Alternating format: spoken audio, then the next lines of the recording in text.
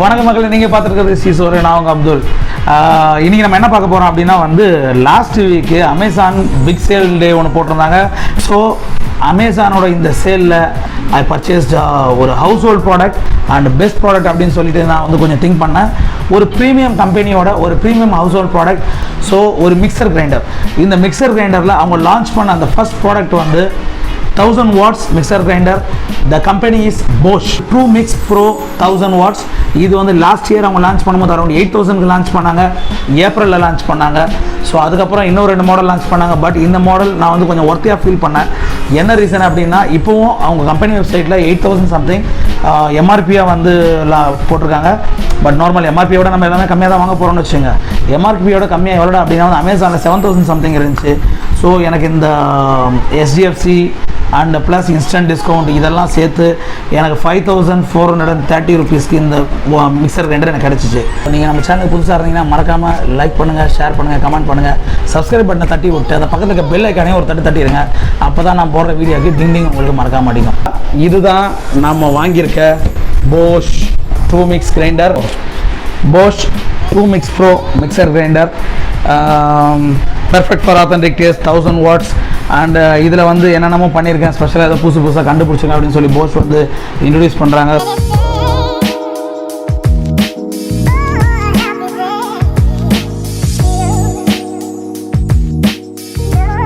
Box மேலே என்ன கொடுத்துருக்காங்க அப்படின்னா 2 years வாரண்டி கொடுத்துருக்காங்க. எனக்கு தப்பாப்பட்ட ஒரே ஒரு விஷயம் தான். ஏன்னா நிறைய ப்ரீமியம் கம்பெனிஸ் 5 years வாரண்டி கொடுத்துருக்காங்க. But I don't know why Bosch is a premium company, they are giving 2 years warranty. But warranty increase பண்ணிக்கலாம்.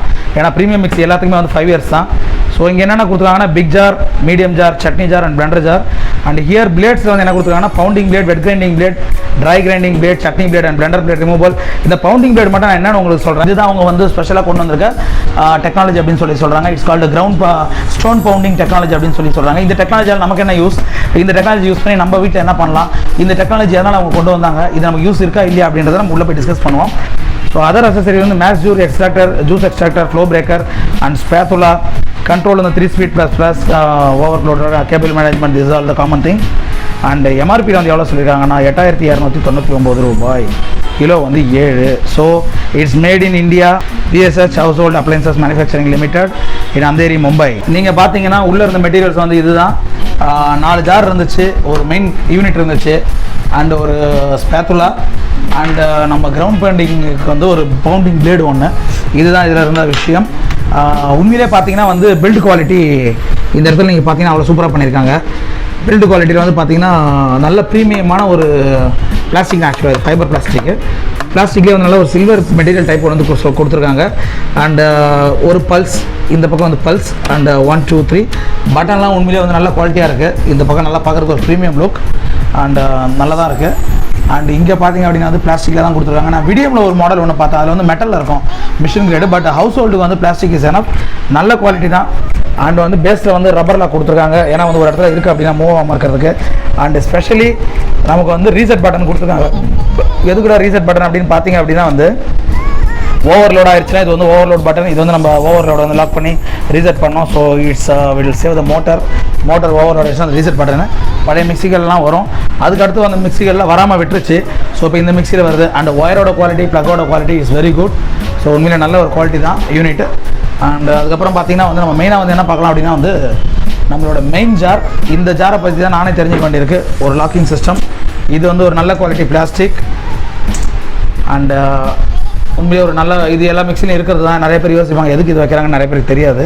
ஸோ ஒரு எமர்ஜென்சி நீங்கள் அரைச்சிட்டு இருக்கும்போது அப்பப்போ லாக் ஓப்பன் பண்ண வேணாம், தண்ணி ஊற்றுறதுக்கு இல்லை வழிச்சு விடுறதுக்கு இது யூஸ் பண்ணுவாங்க. கொஞ்சம் இல்லை சம்டைம்ஸ் ஒரு ஹீட்டான பொருளை போட்டு சமயத்தில் அரைக்கிறாங்க அப்படின்னா அது ஹீட் வெளியாக வரதுக்கும் இதை யூஸ் பண்ணுவாங்க. நல்ல குவாலிட்டி ஃபைபர் பிளாஸ்டிக் தான் இது, பாலிகார்பனேட்.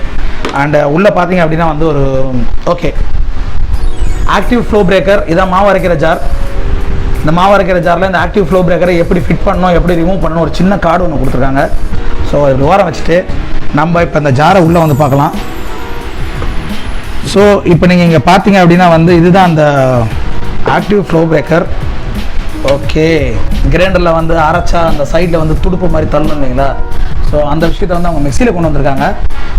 பரவாயில்ல, உண்மையிலே ஒரு நல்ல டெக்னாலஜி. ஸோ பிளேடு இங்கே சுற்றும் போது மாவு இதில் மாட்டோம், இதில் மாட்டி மாவு வந்து திருப்பி இது உள்ளே தள்ளும். ஸோ உங்களுக்கு மாவு அரைக்கிறது வேகமாக நடக்கும். ஸோ இதை யூஸ் பண்ணுறதுனால வந்து மாவு அரைக்கிறது சீக்கிரமாக நடந்துச்சுன்னா மாவு வந்து உங்களுக்கு ஹீட் ஆகாது. மாவு ஹீட் ஆகலன்னா உங்களுக்கு இட்லியோ தோசையோ நல்லா வரும். So simple science. ஸோ ஆனால் எப்படி இது வந்து ப்ராக்டிக்கல், இவங்க வந்து தியரட்டிக்கலாக சொல்லியிருக்காங்க, பட் ப்ராக்டிக்கலாக இது எந்த அளவுக்கு ஒர்த்து இல்லைன்றதை நம்ம வந்து லாங் டைம் ரிவ்யூவில் பார்ப்போம். அதுக்கடையில் நம்மளை வீட்டில் அரைச்சி பார்ப்போம். கண்டிப்பாக 2 தடவை தோசை சாப்பிட்டா தெரிஞ்சு போயிடும். ஸோ கீழே வந்து நல்ல ஒரு high quality plastic body and வீல்லாம் வந்து ஹை குவாலிட்டி பிளாஸ்டிக்லேயே கொடுத்துருக்காங்க. But it's stainless steel. And handle வந்து ஸ்டடி ஹேண்டில் நல்ல குவாலிட்டியில் தான் இருக்குது. நல்ல இங்கே ஒரு ரப்பர் புஷ் ஒன்று கொடுக்குறாங்க, நல்ல ஹேண்டில் தான் கொடுத்துருக்காங்க. பட் எவ்வளோ பெரிய ஹேண்டிலாக இருந்தாலுமே நம்ம ஊரெலாம் வந்து ஒரு 6 மாதத்தில் உடஞ்சி போயிடும். பட் இது எந்த அளவுக்கு லைஃப் வருது அப்படின்றத நம்ம கொஞ்சம் நேரம் கழிச்சு பார்ப்போம். அடுத்ததாக வந்து medium range something is missing. So எனக்கு இதில் வந்து ஒரு லாக் மிஸ் ஆகுது. ஓகே, இல்லை மிஸ் ஆகலை, உள்ளே இருக்குது. ஓகே, நானே பயந்துட்டேன் ஒரு செகண்டு, என்னடா மிக்ஸ் ஆகலையோன்ட்டு, வரலையோ அப்படின்ட்டு.